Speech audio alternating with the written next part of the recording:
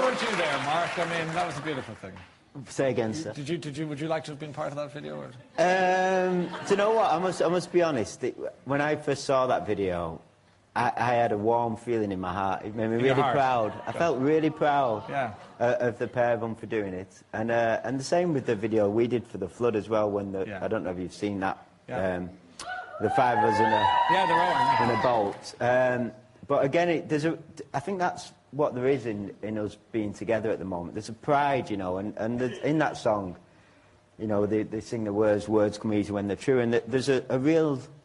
Communication is something that us as a band have really found a way to do. When we were young, when we were a bit younger, we didn't really know how to do it. You get this funny feeling in your stomach and you don't know quite what to do with it. But now we can talk about it. We can say, oh, I've had this funny feeling in my stomach for 20 years. Yeah. Can I get rid of this now? I don't want to feel it anymore. But it's interesting, you were saying, Robbie, about it being a lap of honour, but it's more than that, isn't it, really? Because there are those who would argue that the second coming, the third coming, whatever you want to call it, you just seem to be on top of the game and keep getting better and better all the time.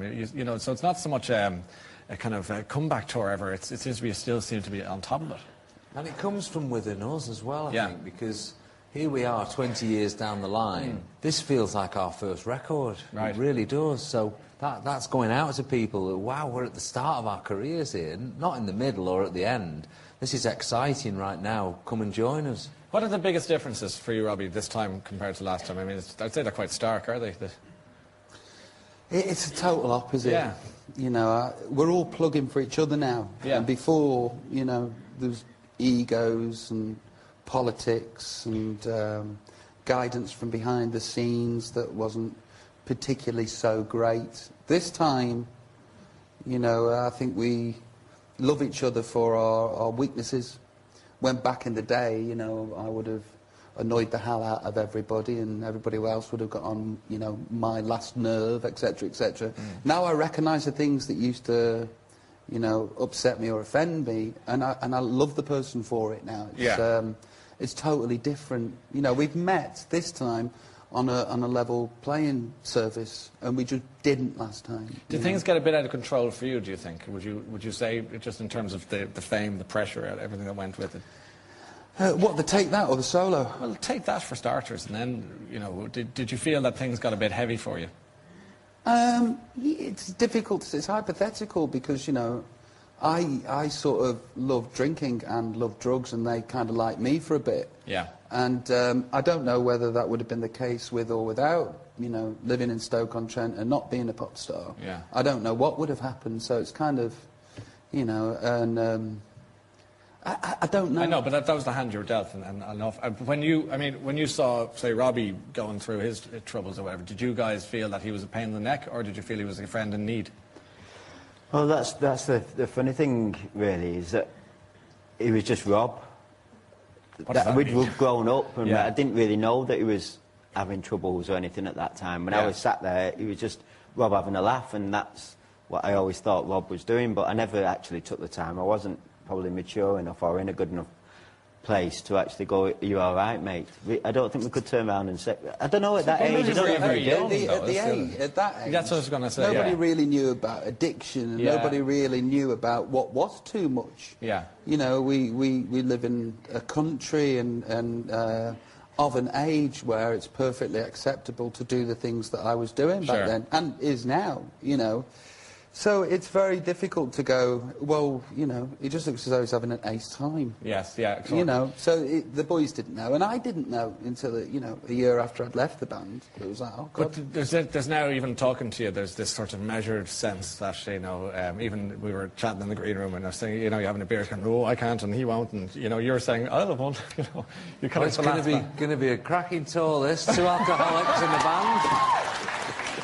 Really looking forward to a drink, but oh no, they can't drink. Go on, Robbie. I couldn't have a Guinness now because it would really affect my ecstasy that I've just had.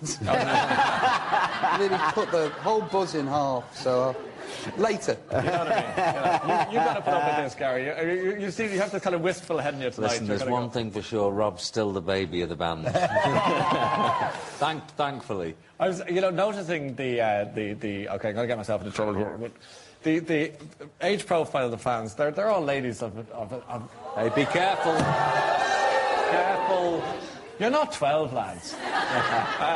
And it's so good because it reflects your own. Everyone's getting more mature and grown up, and yet they have this wild streak in them that you can see tonight. For example, that lady there in the edge, who's clearly enjoying herself. But back in the day when these people were in their late teens...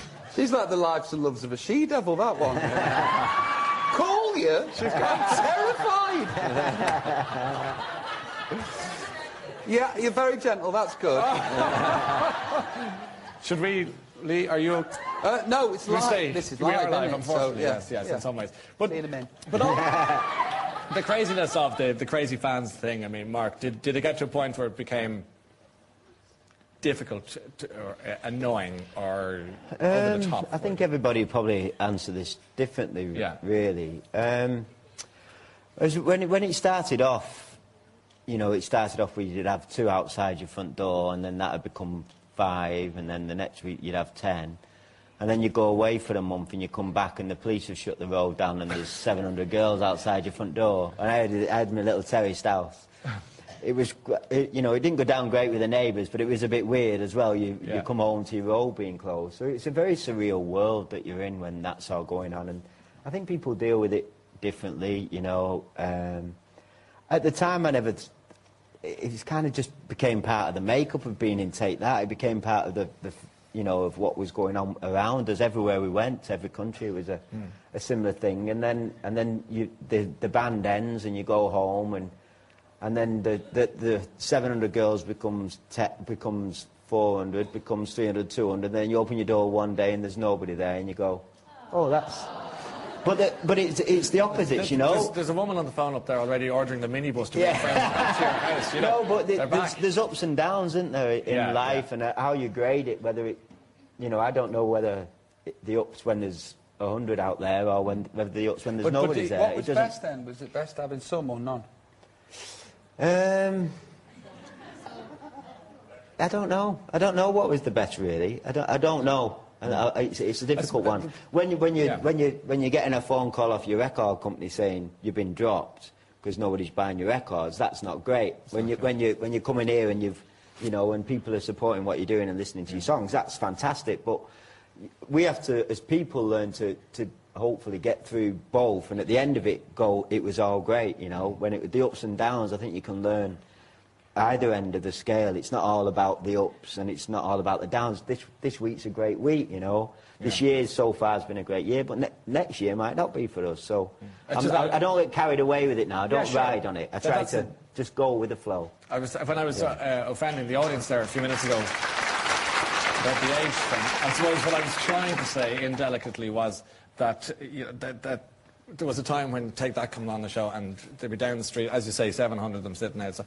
They're now equally as interested because they're buying the records and they're buying the tickets for the concerts, but they're probably having a glass of wine at home watching the show tonight. Yeah, do you know what I take a real... It's 30 quid for a babysitter, isn't it? Yeah, so, exactly. Do you know what I take a real pride in it? I think us as a band, we've really... Anything we've put ourselves to, and I'm talking about Take That and Rob, and I can sit here quite proudly that in our music and in our performances, we've always tried to give every ounce of ourselves. We've always tried to give everything we've got, and I think if we're doing our best, that's all we can ever hope to do. Gary, you're older. Are you wiser, do you think, as a band? I get the impression you very much are, as a band, I should say, not just yourself. Well, I'm the first one to always sort of say to everybody, wow, you know, it's good for us not to realise too much of how much responsibility we've got here, because we're not a band who go and someone's written our songs for us and most of the vocals are being done by someone else. It's just us 5 in the studio, so we're responsible for everything you hear on that CD. Every lyric, every bit of melody has come from us. And it's important not to think about that too much, but I'm always saying to everybody, wow, we've done really great, you know. So...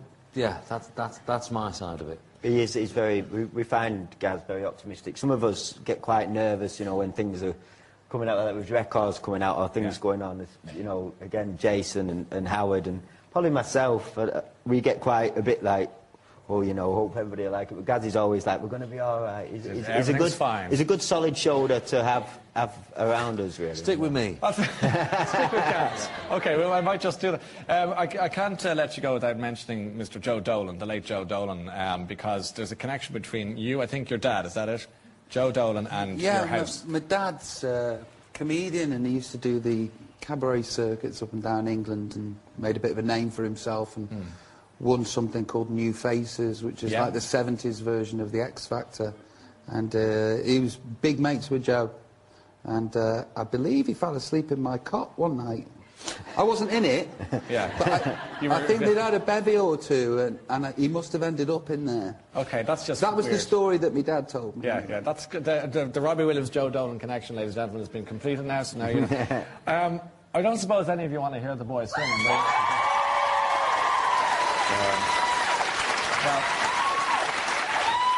I think that's a yes. Just sorry, we will sing, but you know, I think we all feel like 5 of the luckiest guys in the world at the moment, and you know, it is amazing to be a part of this, you know.